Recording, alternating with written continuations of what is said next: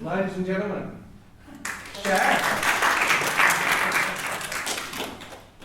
What I'm going to talk to you today is basically to honour these two men.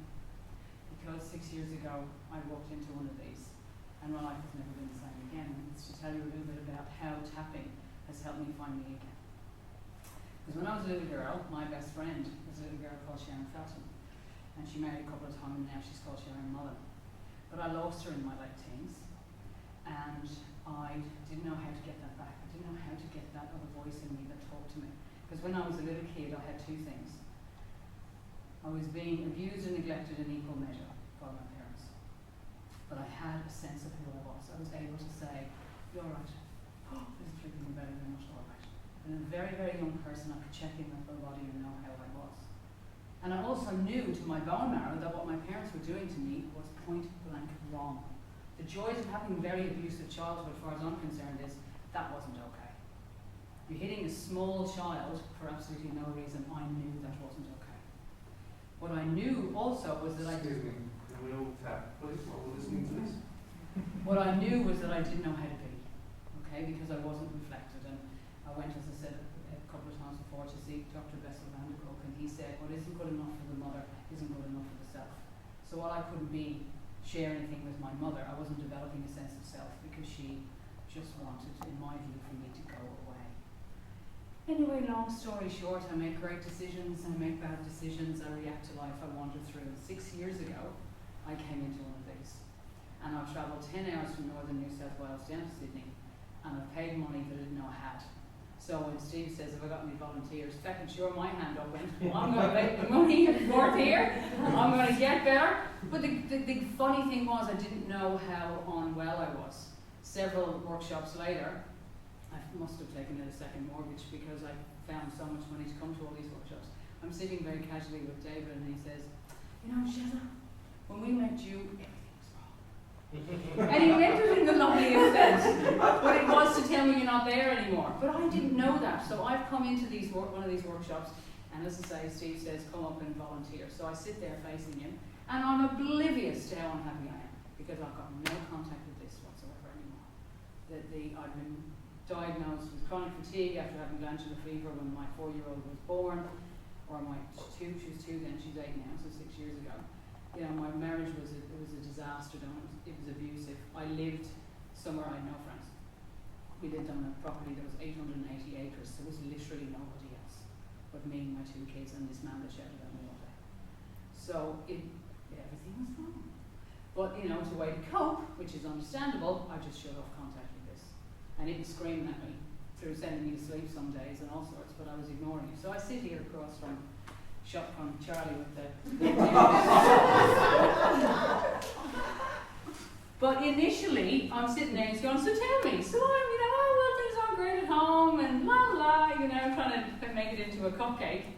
And then I look him in the eye, and as Shirley has experienced, the love that comes out of that man when you're in that experience, suddenly all this stuff started to come up, and it felt like there was an elephant on my chest, and I was lightheaded, and I'm absolutely losing it, and it was in so much pain that I had to rest my upper body on my legs.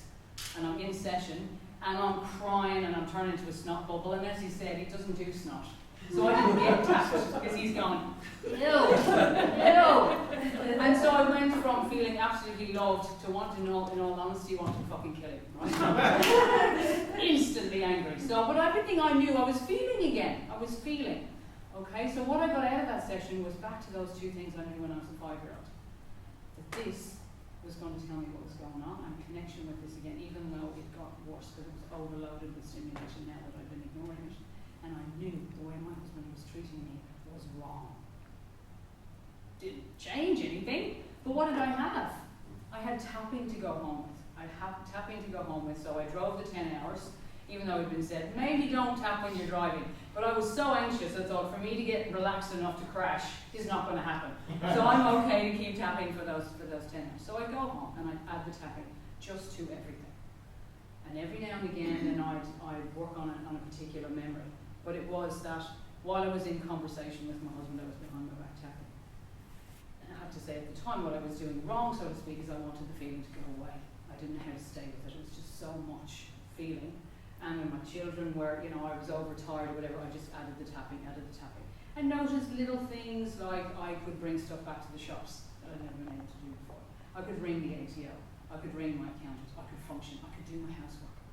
Things that I hadn't been able to do before. I noticed, oh dear Lord, I'm having some change here. And I did work on one particular big memory, which is kind of funny now, but it was one of those biggies that I could never even go there. Because the abuse was so severe, I was a bedwetter. That's standard practice for, you know, for the shit I was dealing with. And I had this memory of my mother coming in the door, because I, in my wisdom at 8, thought, shit, wet to bed again, get the sheets off the bed, wash them, as an 8-year-old does, and put them in the dryer. Urine already smells bad. Heat it up. Of course I was going to get caught, right? So she comes in the door. Now I can tell you this story now. And I don't know what she did after that, I don't remember, because I've tapped a lot of it, I've made peace with it. But when I used to try and tell that story, I imagined myself, you know, passed out. And my alter ego as American would come up and go, oh God, she tried to tell the bedwetting story again.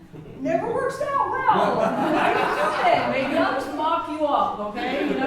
And that's when my alter ego was kind. When it wasn't, it would be English. Going, oh, here we fucking go again. You did it, didn't you? Told me bloody bedwetting story, didn't you? It never goes well. Now what I tell you? Fucking hell, cleaning it off you. So, but I used to laugh about it, but now I can tell you that story and nothing changes in my body to tell you these awful, awful beatings that happened to me when I was a child. And I have very little relationship with my mother, because I still have to be careful of her, because nothing's changed for her, but I have changed. And in fairness, my life has gotten worse in my marriage. My husband assaulted me and my children last year, after coming off antidepressants like that. And he's been now at last diagnosed with post-traumatic stress. But I've changed, because I'm back in contact with me. And another big thing that happened, to honour this lovely man here, is that I came back to another one of these workshops. And we're doing the group. Let's all work in pairs or in 3. And there was a guy in the room that, for whatever reason, gave me the heebie-jeebies. I don't remember anything about him. I just knew that my body was going, please don't let me have to work with him. And because I froze a little bit, that's what was going to happen, because everybody else had chosen everybody else, right? So I've gone, it's okay, the exercises usually last 10-15 minutes. I'll just go to the loo and just take a really long wee. So I go to the toilet and I sit in the cubicle and I start to cry. Oh God. I don't know if any of you have ever had a cry that starts and you just know that it's not going to stop until the dam's empty, right? So it was one of those. And I've never had one like this before. So take everything I can. You're right, yeah, we're good. Went out the cubicle door, went to wash my hands, starts again. Oh, alright. Okay, come on now, get it together. So I did. And Megan, who you'll meet tomorrow, came and checked on me, because that's now where Sharon. So, which I'm not allowed, nobody else is allowed to call me that except these two, I have to say. And so she came and got me, and then I got out as far as the door and sat on the stairs. And Steve and Dave came out and checked me. I couldn't talk. Now I'm a talker. My name is Sharon. I like to share. Okay? I couldn't talk. Couldn't get anything out of my mouth. And you came up to me, and I remember you did something like, again, you know, just put your hand on my head or something. I don't know what it was, but nothing was going to stop me from crying. And David sat next to me, and I would have cried for maybe 20 minutes solidly. And the box of tissues was there, and I turned into a snot bubble. I probably used every tissue, and he just kept tapping my hand. And eventually, and I'm still a little bit upset about this, because why wouldn't I be? Eventually I was able to say, I'm just feeling really sorry for that little girl. Because it wasn't okay. And that poor little, there was nobody, not a neighbour, not a family member, there was nobody in my childhood who could look me in the eye and go, those assholes. So it was only me and me, and I'd lost that connection, and I believe that was the day that I was able to go back and stop tapping away and start, whenever I have a feeling, to go, come here, my Rachel. And as a therapist now, I just say to people, that's what we're going to work towards. And they go, how would I do that? And I say, well, of course you don't know. Did your mother do it? Fuck no. Well, we're going to learn together, okay? But that's what it's all. It's not about tapping things away. It's about being with them long enough, like my children now. If they fall over, I've learned, at last. They fall over, sit with me, and we just stay together till the pain goes away.